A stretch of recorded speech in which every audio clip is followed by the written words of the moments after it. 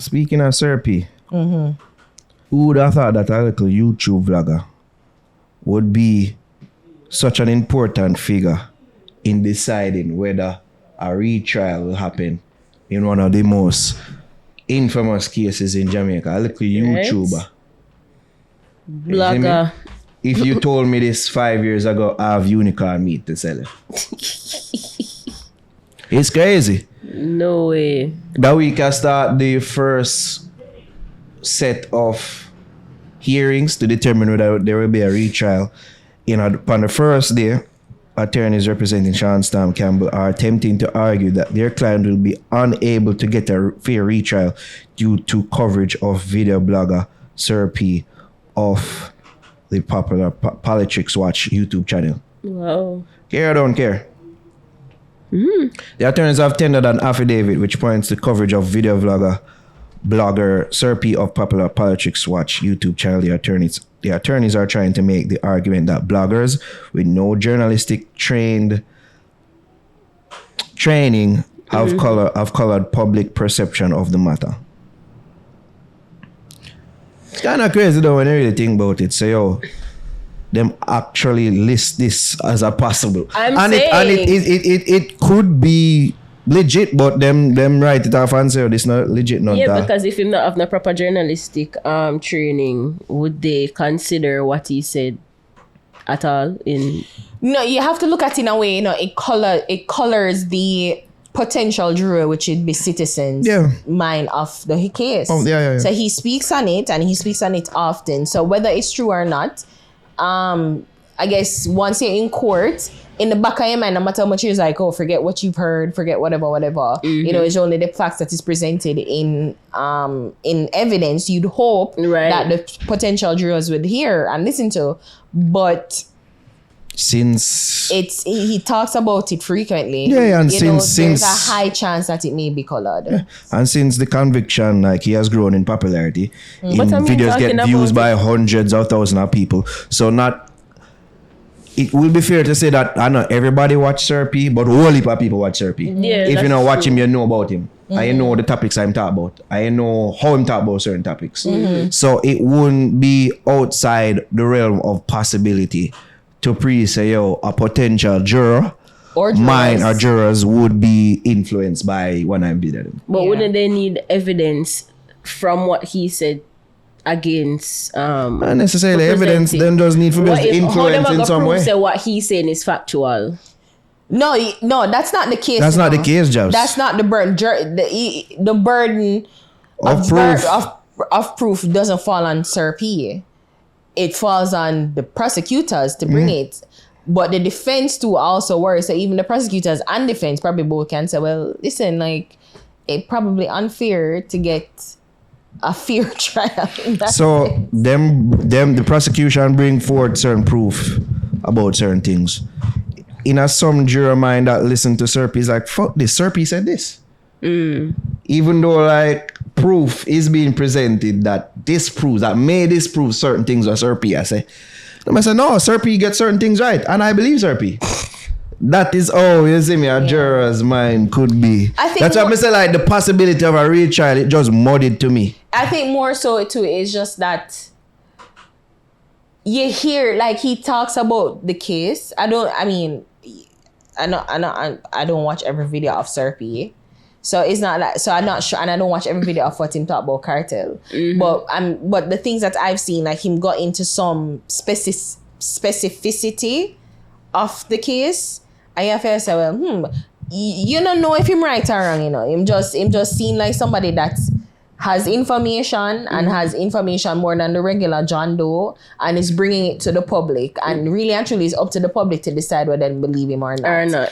But when now you bring it into a court of law, it's the same people who potentially would have to be in the jury pool whether they believe him or not. And then so much of the case is brought to the public attention. But we asked our intern at the time if him know about it. Him say him no. So there's possibility that there are a few people who really don't really know what happened. There were 10 at the time. Now they're more than 20 now. So at the trial. So there is possibility that most people really don't know what's happening, but they do know.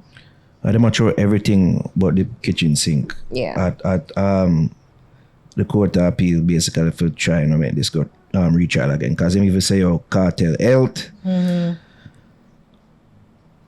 can't manage another can't manage retrial. the next retrial. Read this. I know the court of appeal struck out arguments from Vybz Kartel's family claiming the popular entertainer cannot stand a trial on health grounds. The arguments were filed in an affidavit. Kartel's attorney submitted an affidavit from the entertainer's son, Little Vybz, saying Kartel is sick. Little Vybz, whose given name is Adija Jayam Palmer, tried to make the case in the affidavit that his father's incarceration has had a negative effect on the family. The younger Palmer said his grandmother, Kartel's mother, prays every night for her son. But Justice McDonald Bishop struck out the argument, saying the younger Palmer couldn't have been there every night to witness the prayers. She ruled the argument amounted to hearsay. Justice Bishop also struck out the claim that Kartel's heart could not sustain a retrial. Not only that, they also say,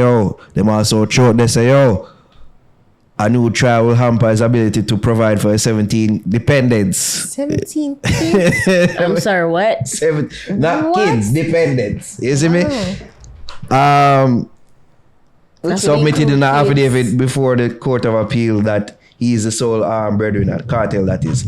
The matter was highlighted by Acting Director of Public Prosecutions, Claudette Thompson, who yesterday asked the court to strike that portion from his affidavit as being irrelevant. Justice Bishop, who along with Justice David Fraser and Paulette Williams is hearing arguments to determine whether there should be a retrial, however, ruled that the portion should remain. Now, even co-accused Carrier Jones that said like a retrial would present a financial challenge for him. I don't think it would be a financial challenge for Kartel, but Of course. He's sick, plus him have to pay lawyers. How And much then money him have to pay 17 lawyers just to appeal this case alone, then to have to retry it? I don't hear him That's complaining. crazy. I mean, That's I don't hear him crazy. complain about the money part of Can't things. complain. I mean, I'm gonna complain. No, but to be honest, I can understand them saying that because so much of this case has been discussed in public and has become public fodder, I can understand where there probably be a little bit hesitancy of it being a fair trial. Yeah. You know, I can totally get that. And I mean, it's not everybody, not 3 million people, you know, fully aware or watch every video. I say, I not watch every video as RP, especially about this case, to know exactly what I'm saying about it. But they're And if you never watch it, you're probably gonna watch it. you can probably watch it. Yeah, What you know. did he say about Shawn Storm? So it to be honest is again, there may be people who watch it who don't believe a word him say, and there may be people who watch it and don't who believe everything what him say, and there are people who probably just indifferent about it and say, okay, just entertainment, that's fine, move on. But you know, ultimately it does come down to what happens in court. But it's just that it's hard for anybody to like say, you know, it's hard for even when the judge instruct the jurors them to like forget everything that you've heard, only listen to what happens in this court. Many people are gonna be like, but you know, Sir P did say that. Okay, all right. So even if they're probably not gonna like you're not supposed to take Sir P word, but probably in the back of your mind you say, oh, you know, Sir P did say I saw it did go for real, or oh, Sir P did say but I not say it go for real. So in the back of your mind you're gonna always think about that. So yeah. it's crazy though. Say, a vlogger, can have so much influence on a proceeding like this. Oh yeah. How I going, you know what I mean? It's crazy to really think about it. Yeah. But we say though, this is our day two. Day two. I think by about the end of the week we should know. We know if there will be a retrial or not. Yeah. It's so much things though, because to me, I can understand where Vybz Kartel and Shawn Storm and Carrier, everybody, the defense is coming from. Because Kartel is sick. We've seen pictures of him. He looked drastically different from what he did when he entered. And I think that's a valid reason for them to argue, say, for release him. I mean, personally, this is obviously personal opinion, I can understand that because it is like, if from what I heard, he has thyroid and Graves' disease. I've had that in my family. I know exactly what it is. It puts a lot of strain on the heart. Like your whole system got out of whack with the disease. I think Graves' disease. I think Wendy Williams is somebody in the public who have Graves' disease, and that comes from thyroid. I know exactly what it is. Your whole body anxious and your hormones, everything, it changes everything. So I can understand them, saying that could your health. Yeah, I mean, you're probably not even, God forbid, you don't live. Like if you have cancer, if somebody have cancer and them in jail. Like you probably not even live long for see through the case. You know? I say like in my condition worse than that eyes had said too. So I can understand him saying that, well, based on his health, it probably wouldn't be fair for him. But then the prosecutor is like, well, what's fair for the victim? And that's the balance that they're trying to keep. And people are like, oh, well, he already served time. But it's like, again, but his actual time was 35 years and he would have been eligible for life, but he's like eligible for 30 after serving 34. That's how it go. For parole. Yeah, and he's nowhere near serving 34. So I don't know. All I'm just know, so I'm glad I'm not in this thing, like to be a liar. Cause caught up in all people is either people hate you, it's like you fight against them and blah blah blah. I'm just doing my job, and you just are doing your job. You literally just are trying to do your job, and you're being called wicked and fight people, and you chat too much. And you literally just are do your job. For a national treasure like Vybz Kartel to be put on in detention or be put in on time out in a race where you have almost a non-existent dancehall industry with nonsense being put out, you would have to understand we are losing a serious contribution to music worldwide. Think I judge business about that? No, absolutely not.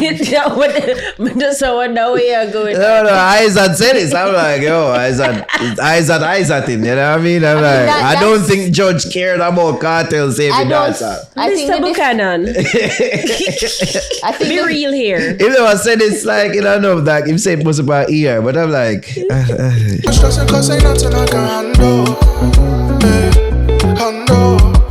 it out slowly.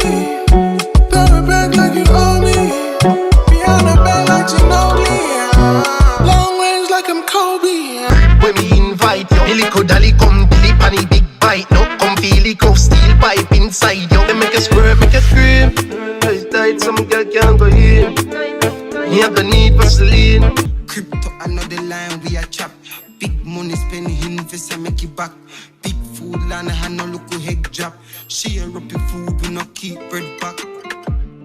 Represent the trenches.